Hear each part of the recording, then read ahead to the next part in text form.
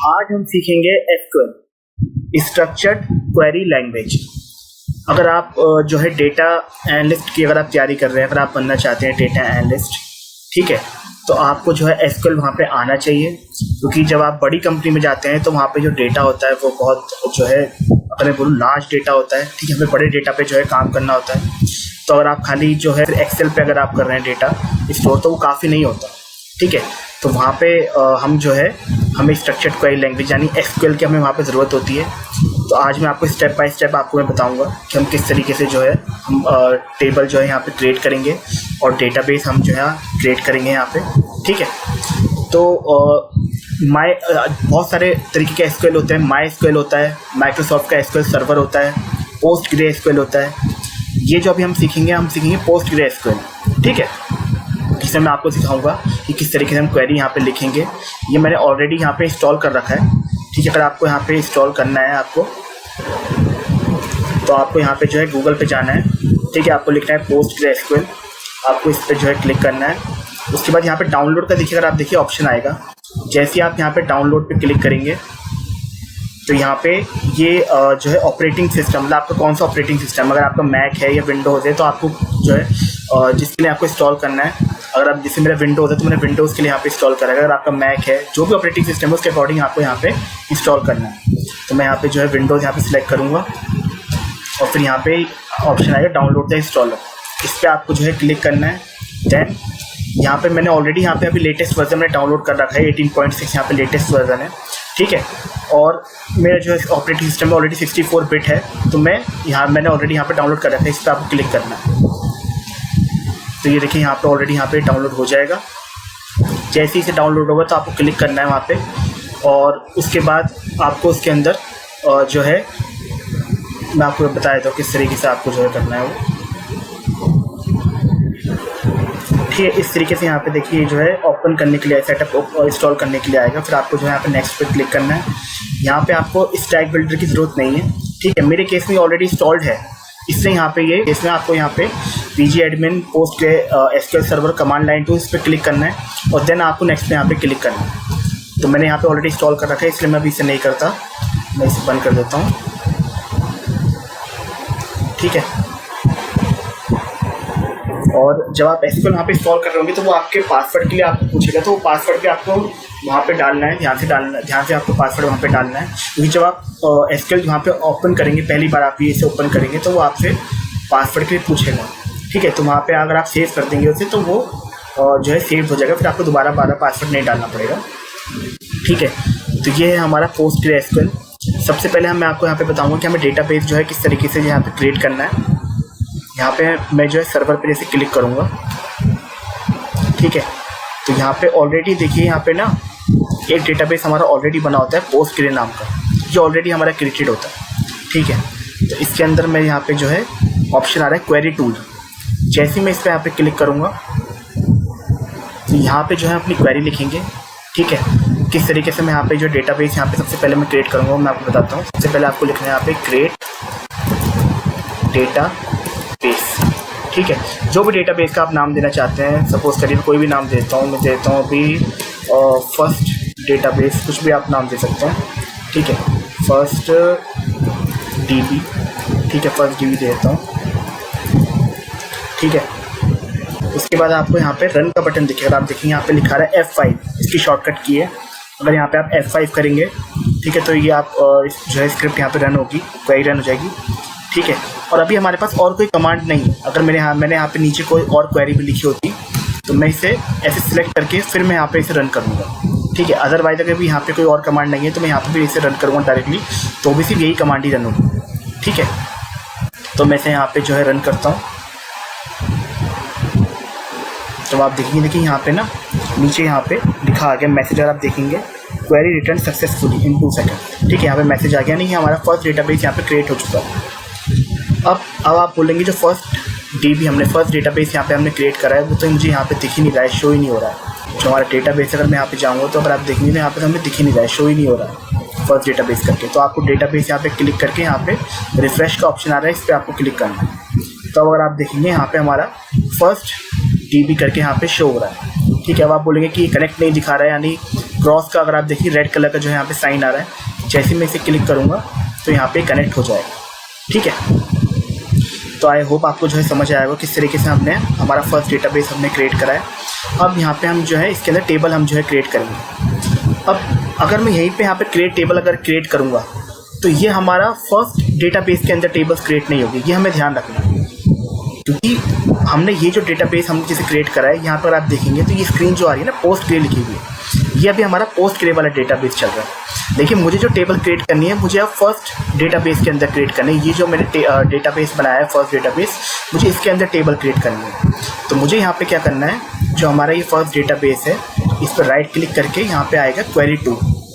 जैसे ही मैं इसे ओपन करूँगा तो अब आप देखेंगे यहाँ पे एक अलग स्क्रीन खुल रही है, क्वेरी जो स्क्रीन अलग क्वेरी टूल खुला है, तो यहाँ पे फर्स्ट डेटाबेस करके लिखा आ रहा है। ठीक है, मैं एक बार आपको जो है जूम करके भी दिखा देता हूँ। यहाँ पर आप देखेंगे जो फर्स्ट डेटाबेस हमारा क्रिएट हुआ है, इसके अंदर मुझे यहाँ पे टेबल क्रिएट करनी है। ठीक है, तो इसलिए मैंने यहाँ पे फर्स्ट डेटाबेस में यहाँ पे जाके जो है क्वेरी टूल ओपन करा। ठीक है, तो अभी हमारा क्वेरी टूल जो है ऑलरेडी ओपन हो गया। अब मैं यहाँ पे जो है टेबल यहाँ पे क्रिएट करूँगा। तो सबसे पहले मैं यहाँ पे टाइप करूँगा क्रिएट टेबल। ठीक है, उसके बाद जो टेबल का नेम है, जो भी आप टेबल को नेम देना चाहते हैं वो हम यहाँ पे लिखेंगे। तो मैं एक जो है यूज़र्स नाम की टेबल यहाँ पे बना रहा हूँ। ठीक है, फिर ब्रैकेट्स, फिर आप जो है टैब की यहाँ पे मैंने प्रेस किया है। ठीक है, अब मुझे यहाँ पे जो है यूज़र्स नाम की टेबल है, मुझे यहाँ पे कॉलम्स को यहाँ पे देना है, कॉलम्स के नाम यहाँ पे लिखने हैं, उसमें कॉलम ऐड करना है। तो एक्सेल में क्या होता था कि जब हम कॉलम के वहाँ पे कॉलम बनाते हैं तो हमें जस्ट वहाँ पे नाम देने होते थे, लेकिन इसमें हमें क्या करना है, अगर यहाँ पे हमें कॉलम के नाम सपोज करिए मैं एक कॉलम बनाता हूँ यूज़र्स आईडी करके, मैं कॉलम यहाँ पे बना रहा हूँ, तो मुझे यहाँ पे डेटा टाइप उसका देना पड़ेगा, यानी कॉलम का नेम, ये हमारा यूज़र आईडी हमारा कॉलम नेम हो गया, और फिर मुझे यहाँ पे डेटा टाइप देना पड़ेगा। डेटा टाइप क्या होते हैं, ठीक है, वो मैं आपको जो है आगे चल के बताऊँगा, एक्सप्लेन करूँगा अच्छे से डिटेल में। ठीक है, प्रोग्रामिंग लैंग्वेज में हमारे डेटा टाइप यहाँ पे यूज़ होते हैं। जैसे डेटा टाइप जैसे अगर टेक्स्ट है कोई तो उसके लिए हम यहाँ पे यूज़ करेंगे var यूज़ करेंगे। ठीक है, अगर कोई न्यूमेरिकल डेटा है तो उसके लिए हम इंटीजर यूज़ करेंगे int, या फिर न्यूमेरिक वैल्यू यूज़ करेंगे, न्यूमेरिक डेटा टाइप यूज़ करेंगे। तो जैसे अभी हमारा यूज़र आईडी क्या है, नंबर है। ठीक है, नंबर जो है नंबर का नंबर होगा, तो उसके लिए मैं यहाँ पे डेटा टाइप यूज़ करूँगा इंटीजर। ठीक है, int यहाँ पर मैंने लिख दिया इंटीजर के लिए। उसके बाद मैं यहाँ पे कांस्टेंट यहाँ पे दूंगा। कांस्टेंट बेसिकली होते हैं जैसे रूल अप्लाई करना पर्टिकुलर कॉलम पे, जैसे मैं चाहता हूँ यूज़र आईडी जो है डुप्लीकेट ना हो। ठीक है, तो मैं उसके लिए यहाँ पे क्या लिखूँगा, प्राइमरी की। ठीक है, आगे चल के वैसे मैं आपको बताऊँगा कि कांस्टेंट जो है क्या होते हैं, डेटा टाइप क्या होते हैं। तो अभी के लिए मैं आपको जस्ट ओवरव्यू दे रहा हूँ कि किस तरीके से जो वर्क करेगा, बाकी मैं डिटेल में आपको आगे बताऊँगा, समझाऊँगा। यूज़र आईडी हमारा कॉलम नेम है, यहाँ पे ये जो int हमारा डेटा टाइप है, और ये जो है प्राइमरी की, ये कांस्टेंट होता है, ये ऑप्शनल होता है। ठीक है, अगर मैं यहाँ पे नहीं भी लिखूँगा प्राइमरी की तो भी हमारा कॉलम क्रिएट हो जाएगा, लेकिन मुझे यहाँ पे बेसिकली क्या करना है, मैंने यहाँ पे प्राइमरी की इसलिए लिखा है ताकि आगे चल के अगर कोई ऐसी एंट्री हो जिसमें यूज़र आईडी डुप्लीकेट आ रहा है तो वो एंट्री को रिजेक्ट कर दे, वो एंट्री जो है उसमें एंटर ही ना हो। यूज़र आईडी है मुझे इसमें यूनिक ही चाहिए, मतलब वो डुप्लीकेट वैल्यूज़ ना हो उसमें। तो डुप्लीकेट वैल्यूज़ को रिजेक्ट करने के लिए मैंने यहाँ पे प्राइमरी की मैंने यहाँ पे यूज़ करा है यूज़र आईडी वाले कॉलम के लिए। ठीक है, अब मैं दूसरा कॉलम में क्रिएट करना चाहता हूँ यूज़र नेम। एक यूज़र नेम करके कॉलम हम यहाँ पे ले लेते हैं। तो नाम हमारा टेक्स्ट होगा, तो उसके लिए मैं यहाँ पे यूज़ करूँगा डेटा टाइप var। ठीक है, और नाम कितना मतलब बड़ा होगा, कितनी उसकी लेंथ होगी, तो उसके लिए मैं कितने कैरेक्टर का होगा तो मैं अभी डिफाइन कर देता हूँ, 50 कैरेक्टर तक का वो ले लें। ठीक है, और इसमें भी मैं यहाँ पे कांस्टेंट यहाँ पे अप्लाई करना चाहता हूँ कि कोई भी उसमें जो है ब्लैंक ना हो, यानी एम्प्टी ऐसा ना हो जिसका यूज़र नेम हो ही ना, मिसिंग ना हो, मतलब उसमें डेटा हो। तो मैंने यहाँ पे क्या कांस्टेंट यूज़ करा है, क्या रूल अप्लाई करा है, नॉट नल का। ठीक है, नॉट नल बेसिकली क्या है कि कोई भी ऐसी एंट्री नहीं होगी जिसमें यूज़र नेम मिसिंग होगा या फिर यूज़र नेम हमारा एम्प्टी होगा। तो उसके लिए मैंने यहाँ पे क्या यूज़ करा है, नॉट नल। ठीक है, उसके बाद फिर मैं यहाँ पे जो है एक कॉलम हम और ले लेते हैं सिटी का। सिटी के लिए भी मैं यहाँ पे हमारा टेक्स्ट ही क्योंकि सिटी होगा तो वो भी इसके लिए मैं यूज़ कर लेता हूँ वेर केयर वाला डेटा टाइप, और इसको भी मैं इसकी 50 यहाँ पे लेंथ हम रख लेते हैं, और एक कॉलम में क्रिएट यहाँ पे कर लेता हूँ एज का।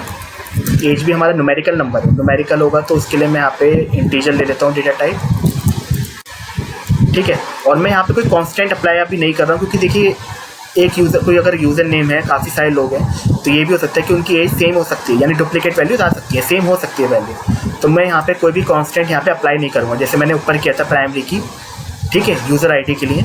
लेकिन मैं यहाँ पे एज के लिए वो अप्लाई नहीं कर रहा हूँ, मैं यहाँ पे नहीं लिखूँगा, क्योंकि एज हमारी सेम भी हो सकती है काफ़ी सारे यूज़र्स की।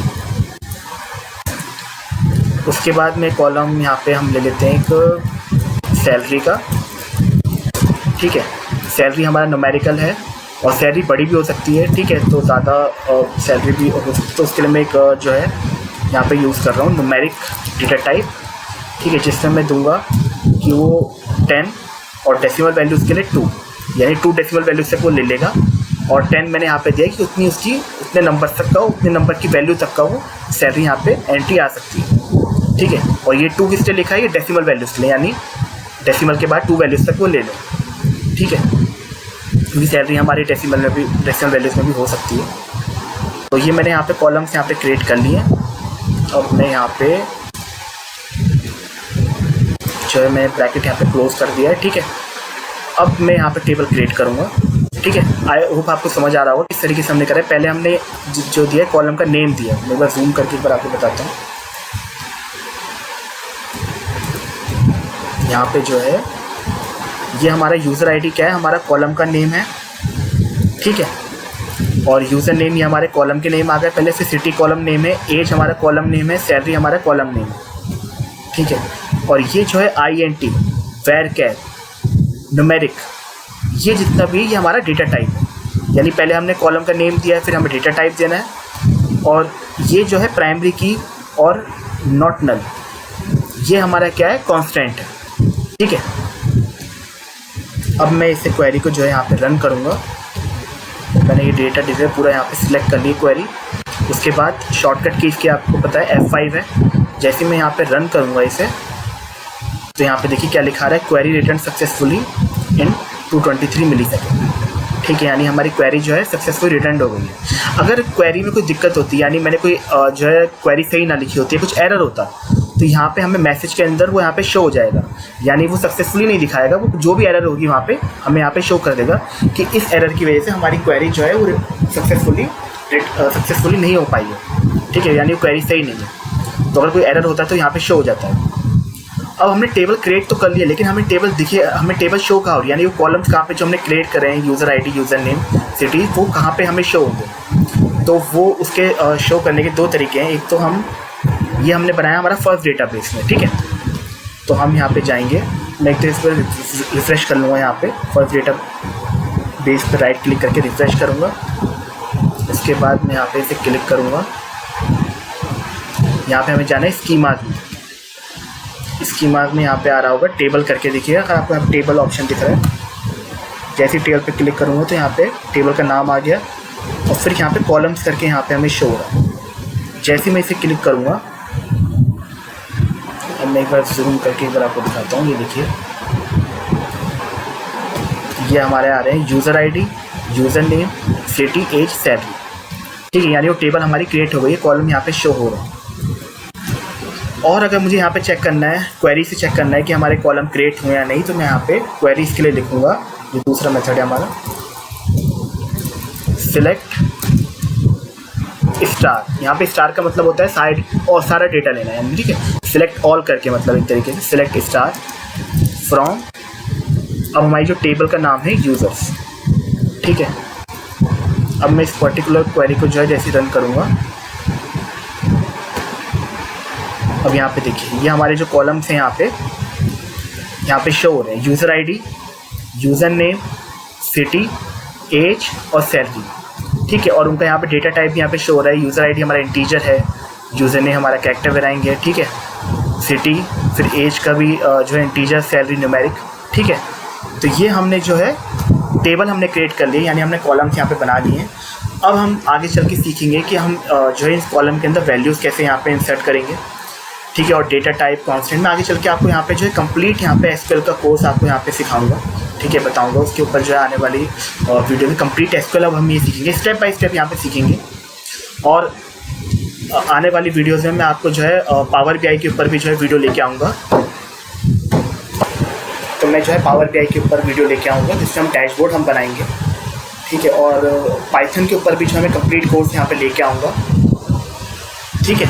तो अगर आप चैनल पे नए हैं तो प्लीज़ आप चैनल को सब्सक्राइब कर लीजिएगा ताकि मैं जब भी एसक्यूएल के ऊपर, पाइथन के ऊपर और पावर बीआई के ऊपर वीडियोस लेके आऊँ तो आपको नोटिफिकेशन आपको मिल जाए।